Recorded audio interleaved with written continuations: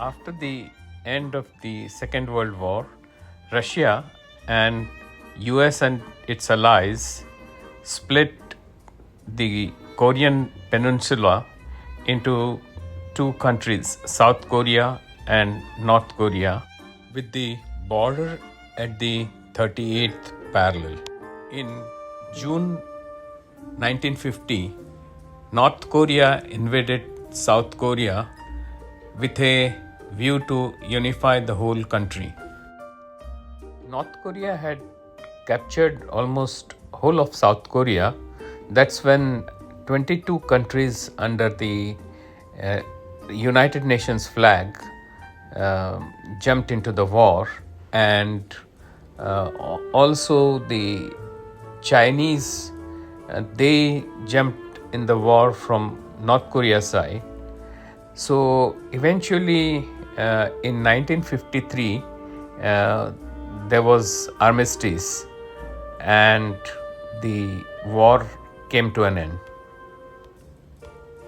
Later, this United Nations cemetery was established where the remains of the soldiers who laid down their lives for liberating South Korea are buried.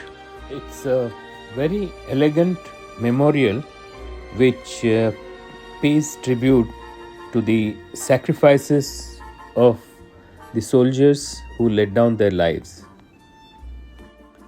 At the outset, they show you a 10-minute documentary on how the war started and how it came to an end and how the UN cemetery was established. There are some very poignant stories. For example, there was one American soldier who continued to visit the UN cemetery every year to remember his friends, and subsequently after his death and as per his wishes, his body was also buried at the UN cemetery. They have created a really beautiful garden in the cemetery complex. Names of the soldiers who laid down their lives have been inscribed on a wall, and there are names from all different countries. There is also a wall of remembrance, and in addition there are statues and other monuments and structures which have become part of this UN cemetery. And it's really a sobering as well as very fascinating experience to walk through the UN cemetery, and it's one of the must-visit places in Busan. Our next stop was Jagalchi Fish Market.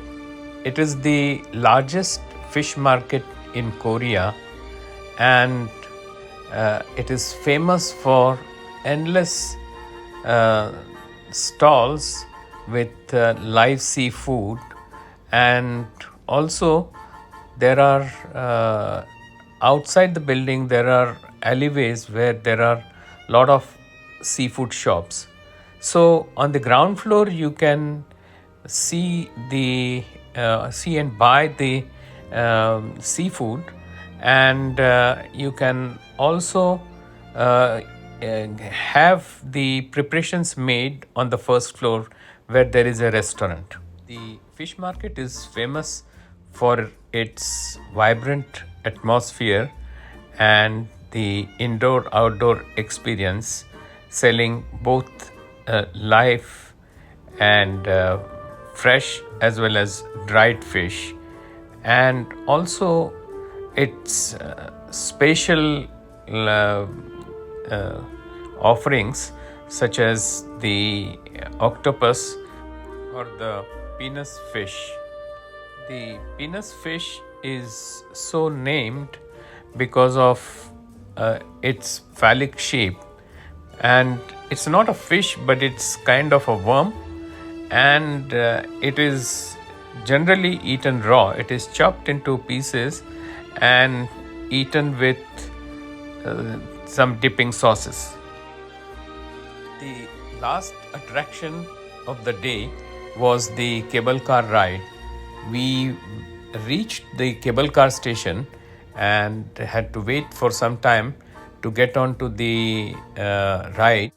The ride takes you to a hilltop where there are restaurants, as well as there is a walking trail.